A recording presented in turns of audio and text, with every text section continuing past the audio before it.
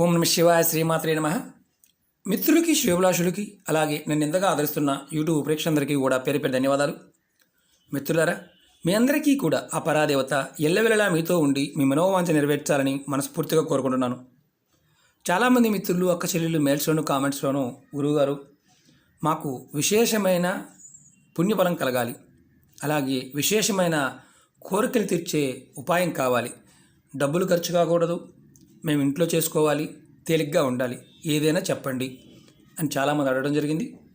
మనం ఈ రోజున సంక్రాంతి పండుగ రోజున శక్తివంతమైన విశేషమైన ఫలాన్నిచ్చే ఒక చిన్న ఉపాయం చెప్తాను.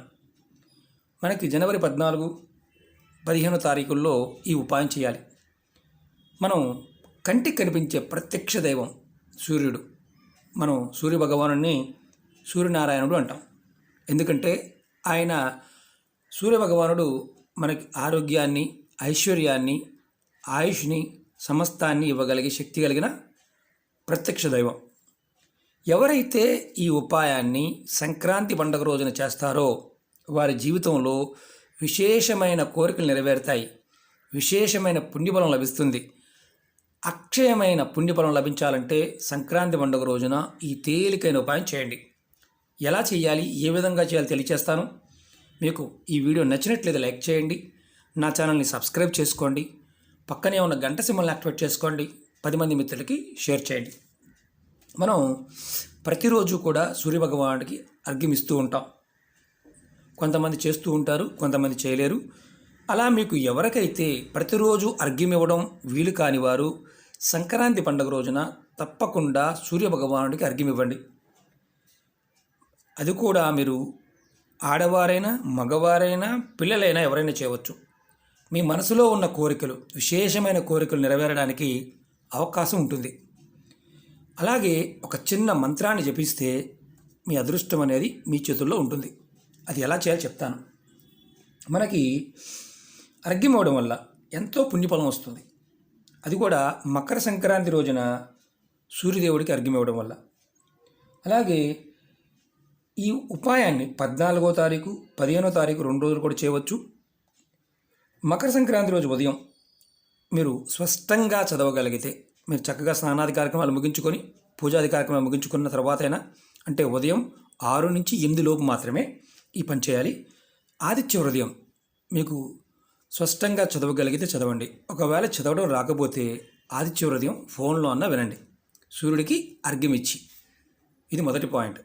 ఇలా కాపర్ లోటా కానీ లేదా కాపర్ గ్లాస్ కానీ తీసుకోండి. తీసుకొని దానిలో నీరు పోసి మామూలుగా సూర్యభగవానికి అర్ఘ్యం ఇవ్వండి. అంతకుముందు వీడియోలో కూడా అర్ఘ్యం ఎలా ఇవ్వాలి అనేది చూడడం జరిగింది. ఆ వీడియో లింక్ను కూడా డిస్క్రిప్షన్లో పెడతాను, చూడండి. అలాగే ఏ పదార్థాలతో అర్ఘ్యం ఇవ్వాలో కూడా దాంట్లో చూడడం జరిగింది.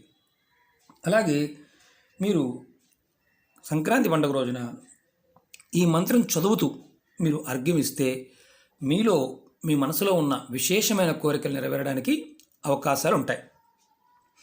ఎలా చేయాలి, ఎలా చదవాలి చెప్తాను, జాగ్రత్తగా వినండి. మీకు ఈ మంత్ర జపం చేస్తున్నప్పుడు మీకు మనసులో కోరిక చెప్పుకొని మంత్రాన్ని జపం చేయాలి. ఆ మంత్రం చాలా తేలికైంది.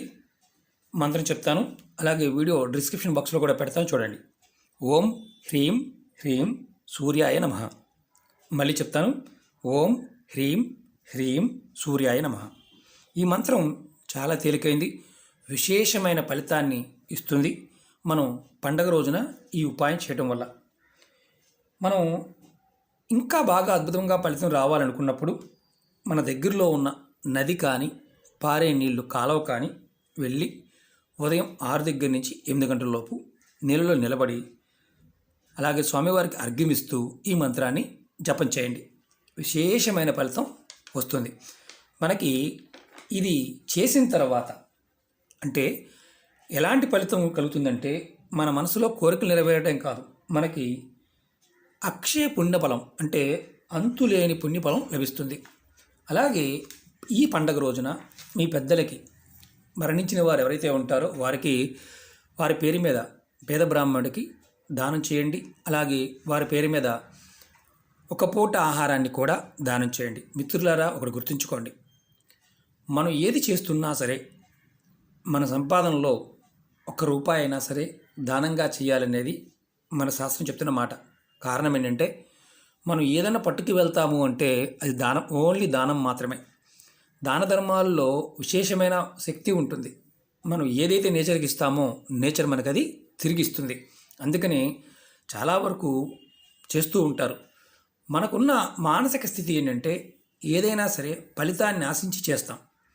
కానీ ఆ ఫలితాన్ని భగవంతుడికి వదిలేసి చేయడం వల్ల ఫలితం త్వరగా వస్తుంది. మీరు అర్ఘ్యం కూడా ఏంటంటే గుర్తుంచుకోండి, ఏదైనా ఒక చిన్న కాపర్ లోటా కానీ ఇలాంటి దాంట్లో చేయండి. నీరుతో ఇచ్చినా చాలు. సంక్రాంతి పండగ రోజున ఇలా నీరుతో ఇంటి దగ్గర చేసినా చాలు, విశేషమైన ఫలితాన్ని పొందుతాం. కాబట్టి ప్రయత్నపూర్వకంగా చేయండి. ఈ ఉపాయం నెలసరి ఉన్నప్పుడు చేయవద్దు. అలాగే మీ కుటుంబంలో ఎవరైనా మరణించి ఉండి కర్మలు కాకుండా ఉండి, అంటే పెద్ద కర్మ కాకుండా ఉంటే చేయవద్దు. మిగతా సమయంలో మీరు ఎవరైనా చేసుకోవచ్చు. ఓకే మిత్రులారా, మీకు ఈ వీడియో నచ్చినట్లయితే లైక్ చేయండి, నా ఛానల్ సబ్స్క్రైబ్ చేసుకోండి, పక్కనే ఉన్న గంట సింబల్ యాక్టివేట్ చేసుకోండి, 10 మంది మిత్రులకి షేర్ చేయండి. ఓం నమః శివాయ, శ్రీమాత్రే నమః.